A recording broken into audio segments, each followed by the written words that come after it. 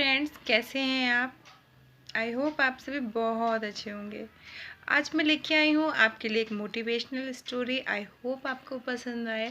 First of all sorry, बहुत long time के बाद मैं कोई वीडियो अपलोड कर रही हूँ अपने यूट्यूब चैनल पे। तो चलिए स्टार्ट करते हैं हमारी स्टोरी। देखिए, एक राजा था। वो अपने पार्क में टहलने के लिए जब वो राजा अपनी रानी के संग पार्क में टहल रहा था, तब एक्चुअली उसने देखा कि एक दरबान खड़ा हुआ है वहाँ पर। और उस दरबान को देखकर राजा को ये याद आया कि जब वो छोटे थे तब उनके संग जो बच्चे खेलते थे, वो दरबान भी उनमें से एक है।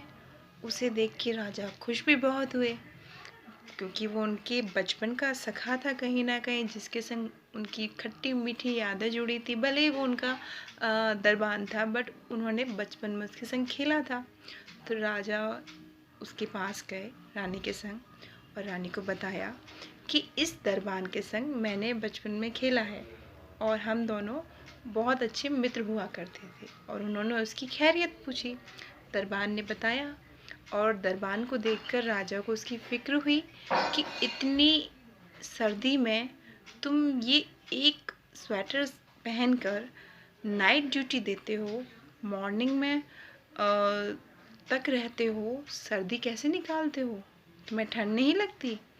दरबान बोला, मेरे पिताजी करते आ रहे हैं ये काम, आपको जैसे पता है। मैं भी आपकी सेवा में अपने बचपन से लगा हुआ हूँ।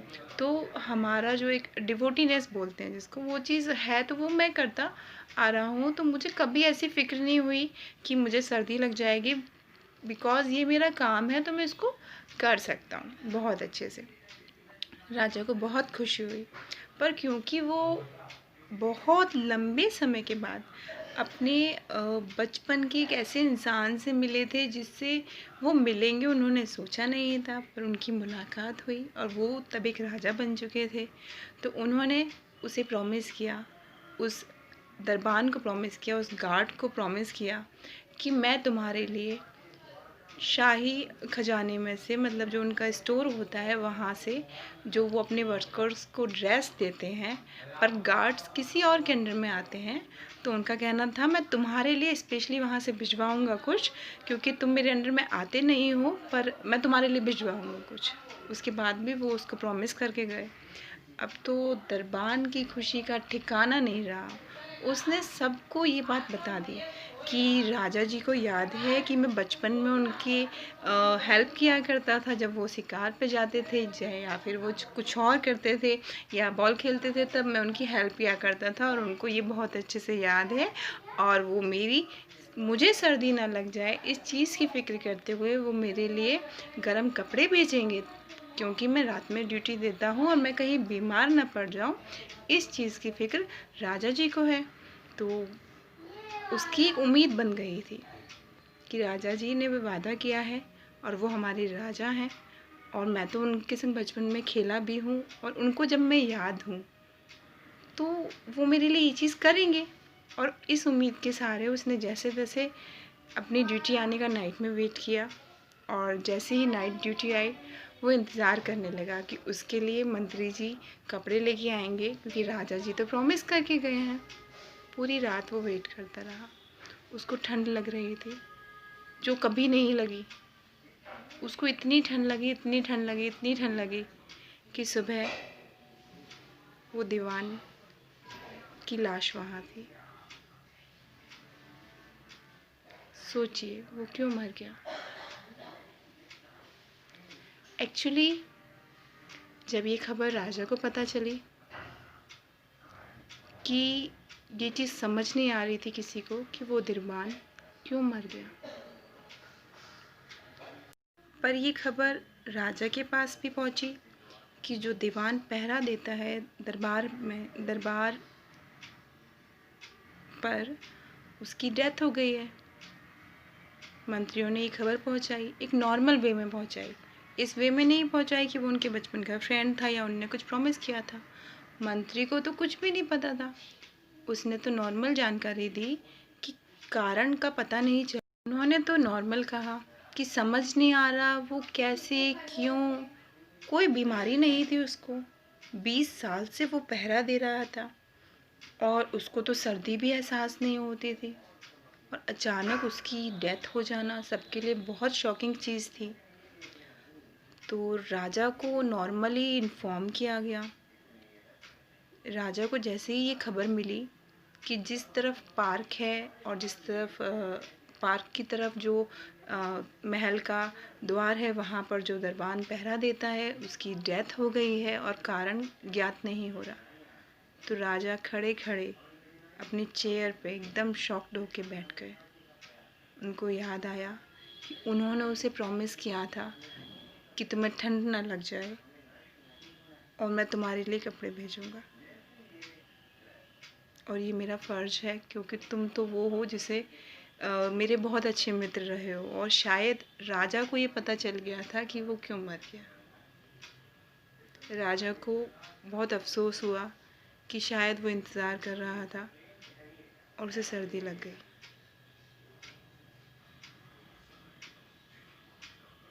क्योंकि कभी कभी हमारी उम्मीद इंसान को तोड़ देती है, और राजा उस दिन बहुत सदमे में रहा कि शायद उसे उम्मीद नहीं बंधानी चाहिए थी,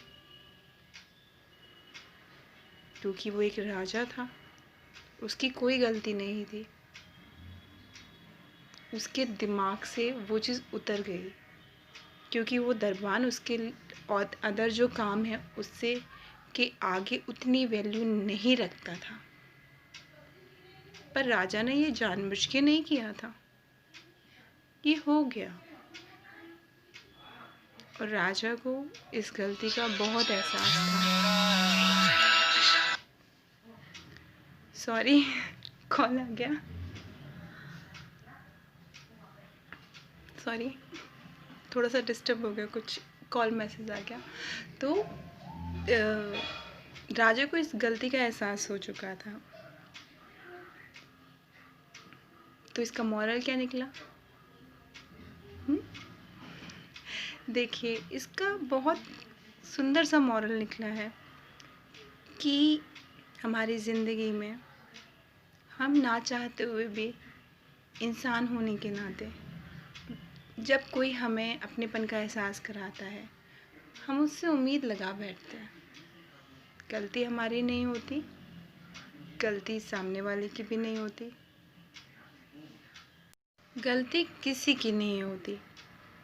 बट ऐसा हो सकता है और ऐसा होता है कि जब जिस वक्त हम किसी को अपनी ज़िंदगी में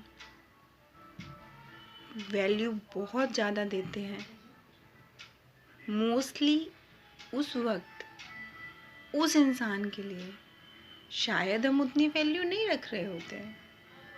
it's a part of life, और उसको जब हम नहीं होते उसकी लाइफ में तब उसे उसका एहसास होता है, जैसे राजा को हुआ।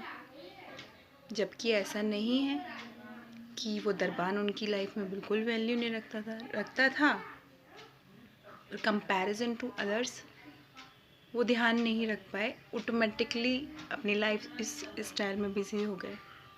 ऐसे ही जनरली लाइफ में होता है कि हमारे चेहरे की मुस्कुराहट चली जाती है। तो कभी भी किसी से इतनी उम्मीद ना लगाइए कि आप ख़त्म हो जाएं। हो सकता है आप जो उम्मीद लगा रहे हो सामने वाले के लिए, आप वैल्यू तो बहुत रखते हो, बट शायद उसके दिल में कुछ, दिमाग में कुछ और हो। तो हमेशा मुस्कुराते रहिए, क्योंकि आपकी हेल्थ और आपकी खुशियाँ आपके परिवार के लिए वैल्यू रखती हैं। और ये बहुत ज़रूरी है कि अगर आप खुद से प्यार नहीं करेंगे, खुद की कद्र नहीं करेंगे, तो कोई और आपकी कद्र करे, आपके समय की कद्र करे। ये कैसे पॉसिबल है? तो पहले खुद की कद्र करिए, खुद की सेल्फ़ रिस्पेक्ट की एक लाइन को मेंटेन करके रखिए, जिसे किसी को भी क्रॉस ना करने दीजिए। आई होप आपको ये स्टोरी पसंद आई हो, और पसंद आई हो और यहाँ तक वीडियो देखी है तो एक लाइक तो बनता है। और जो मेरे चैनल पे पहली बार आए हैं, प्लीज़ चैनल को सब्सक्राइब कर दीजिए ताकि आपको आगे के लिए नोटिफिकेशन मिलता रहे आगे की वीडियो के लिए। यहाँ पर आपको एक ही प्लेटफॉर्म पे डिफरेंट काइंड ऑफ वीडियोस मिलती हैं और सब्सक्रिप्शन के कोई चार्जेस नहीं है, एवरीवन बहुत अच्छे से जानते हैं। तो bye bye, take care, keep growing, smiling and stay safe. Bye bye.